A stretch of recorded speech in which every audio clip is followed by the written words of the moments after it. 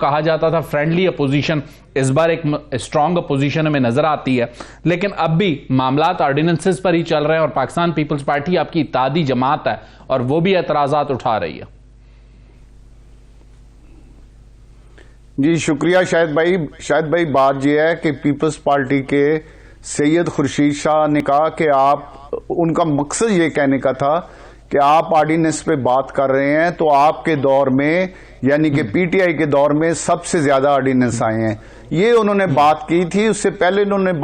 نے درست کہی کہ نہیں آنے چاہیے لیکن مجبوری میں آئے ہیں، لیکن سب سے زیادہ آرڈیننس جس پہ آج یہ شور مچا رہے تھے پی ٹی آئی والے، یہ اپنا ریکارڈ اٹھا کے دیکھ لیں کہ 2018 سے لے کے 3.5 سال کی حکومت میں نہ مسلم لیگ نون کی حکومت میں اتنے آئے ہیں، نہ پیپلز پارٹی کی حکومت میں اتنے آئے ہیں جتنے یہ آرڈیننس لے کے آئے ہیں۔ یہ تو سارا کاروبار ہی جو ہے حکومت کا آرڈیننس پہ چلاتے تھے، آج یہ شور مچا رہے ہیں۔ ان کا کام ہے، انہوں نے دیکھیں آئی ایم ایف کے خلاف ایک دفعہ پھر خط لکھ دیا ہے ان کو، پاکستان کے خلاف یہ سازش کر رہے ہیں، یہاں سے ہی کھاتے ہیں، پاکستان سے ہی کھاتے ہیں اور پاکستان کے خلاف سازشیں کرتے ہیں، یہ پاکستان کے ساتھ غداری کر رہے ہیں۔ اور آج ان کا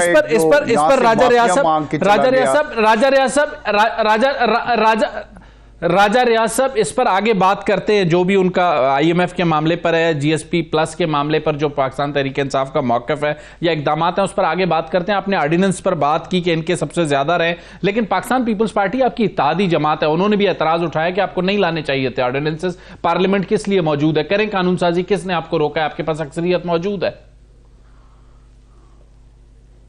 جی وہ آرڈیننس مجبوری میں لایا گیا ہے،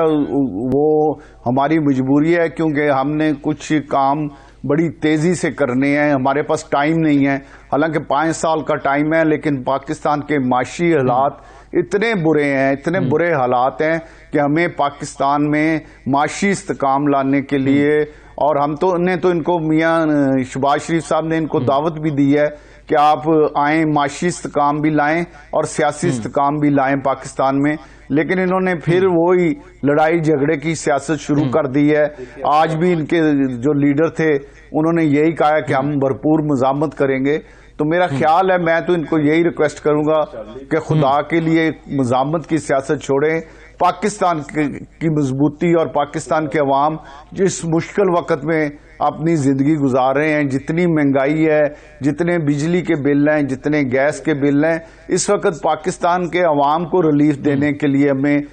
کام کرنا چاہیے، جدوجہد کرنی چاہیے۔ شاہد صاحب بات یہ ہے کہ یہ کنفیوز جماعت ہے، ان کا لیڈر کنفیوز ہے، یہ آپ خود کنفیوز ہیں، یہ ہمایوں صاحب میں تو یہ نہیں جانتا یہ کون ہے، لیکن ان کا لیڈر بھی کنفیوز ہے۔ انہوں نے جو بھی فیصلے کیے ہیں ہمیشہ وہ غلط فیصلے کیے ہیں۔ اسی طرح آج شیر افضل صاحب نے کہا ہے کہ سنی تحریک کے ساتھ اتحاد ہماری سب سے بڑی غلطی تھی، تو یہ پہلے اتحاد کر لیتے ہیں، بعد میں یہ کہتے ہیں کہ ہماری سب سے بڑی غلطی تھی۔ انہوں نے ایک ایسے آدمی کے ساتھ اتحاد کیا جو خود اپنی جماعت کے نشان پہ الیکشن نہیں لڑ رہا تھا، میرے مقابلے میں، میرے بیٹے کے مقابلے میں حامد رضا صاحب نے الیکشن لڑا ہے، مجھے ان کا سارا بیک گراؤنڈ کا پتہ ہے۔ انہوں نے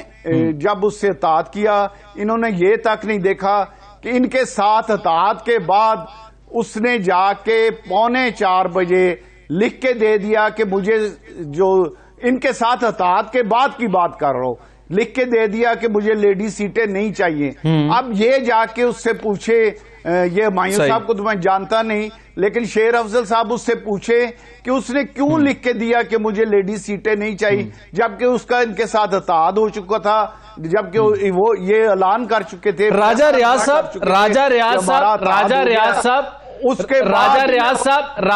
صاحب ہمایوں محمد صاحب یہ مان چکے ہیں کہ سیاسی فیصلے میں غلطی ہوئی ہے۔ راجہ ریاض صاحب ہمایوں محمد صاحب یہ مان چکے ہیں کہ سیاسی فیصلے میں غلطی ہوئی ہے، اگر یہ غلطی نہ کی جاتی تو اس کا خمیازہ نہ بھگتتے۔ یہ تو شیر افضل صاحب بھی مان گئے ہیں، گور صاحب بھی مان گئے ہیں، اور شیر افضل صاحب نے یہ بھی کہا ہے کہ اس کی انکوائری ہونی چاہیے کہ جو ہمارا شرانی صاحب سے اتحاد ہو رہا تھا یا بعد میں جو جس جماعت کے ساتھ اتحاد ہو رہا تھا اس کو کیوں توڑا گیا، کن لوگوں نے توڑا، تو یہ تمام ان کے شروع سے یہ تحریک انصاف میں ایک ڈیفیکٹو ہے، ایک ان میں یہ پرابلم ہے کہ یہ فیصلے کرتے ہیں، بعد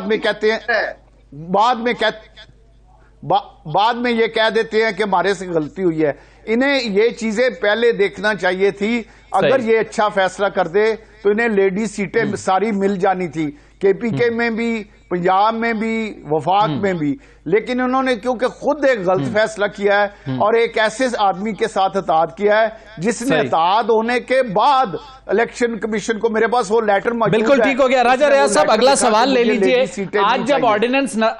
جب آرڈیننس پیش کیے جا رہے تھے، پیپلز پارٹی کا جو رویہ تھا وہ اتحادی جماعت والا راجہ ریاض صاحب لگ نہیں رہا تھا، تو آپ کے خیال میں یہ رومانس جو پاکستان مسلم لیگ نون اور پاکستان پیپلز پارٹی کا ہے آنے والے دنوں میں چلتا رہے گا، یا پیپلز پارٹی آپ لوگوں کو اسی طرح ٹریٹ کرے گی، جہاں کام ٹھیک ہوگا آپ کا ساتھ دے گی، جہاں ٹھیک نہیں ہوگا آپ کے خلاف جائے گی؟ جی شاہد صاحب، مجھے آصف علی زرداری صاحب پہ یقین ہے کہ وہ اس جمہوریت کو ڈی ریل نہیں ہونے دیں گے۔ یہ میرے جو میں نے ان کے ساتھ کام بھی کیا ہوا ہے، وہ پاکستان کو معاشی طور پہ مضبوط کرنے میں پیپلز پارٹی اور آصف زرداری صاحب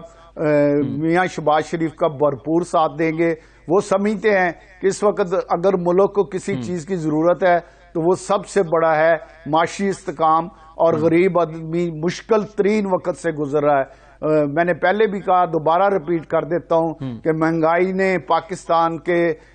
70 سے 80% لوگوں کو اس وقت شدید پریشان کیا ہوا ہے۔ تو اس مہنگائی سے پاکستان کے عوام کو نکالنے کے لیے، اور اس پریشانی سے آپ کی حکومت نکال سکتی ہے لوگوں کو راجہ صاحب؟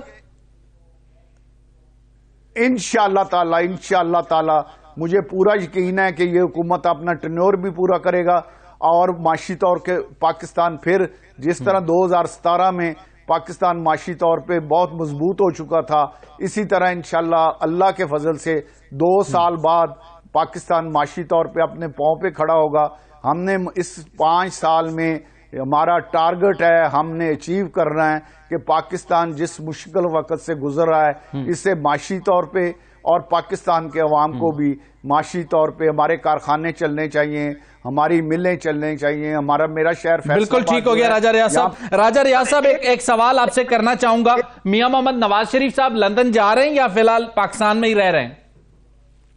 اتنی شرمندگی کے بعد تو ان کو جی وہ پاکستان میں ہیں، انشاءاللہ پاکستان میں راجہ ریاض صاحب کو رسپونڈ کرنے دیں۔ پاکستان میں میں ویسے ہی کہہ دیا تھا، اتنی شرمندگی وہ انشاءاللہ پاکستان میں ہیں، پاکستان میں ہی رہیں گے، اور پاکستان میں رہ کے پنجاب کی حکومت اور میاں شہباز شریف صاحب ان کی قیادت میں وزیر اعظم ہیں، اور ان کی قیادت میں مریم نواز صاحبہ وزیر اعلیٰ پنجاب ہیں، ان دونوں کی سرپرستی کریں گے اور مسلم لیگ کے لیے کام کریں گے۔ وہ ان کے بیٹے بھی آ گئے ہیں، انشاءاللہ میاں نواز شریف پاکستان میں رہیں گے اور مسلم لیگ نون کو مزید فعال کرنے کے لیے اپنا ایک بھرپور کردار ادا کریں گے۔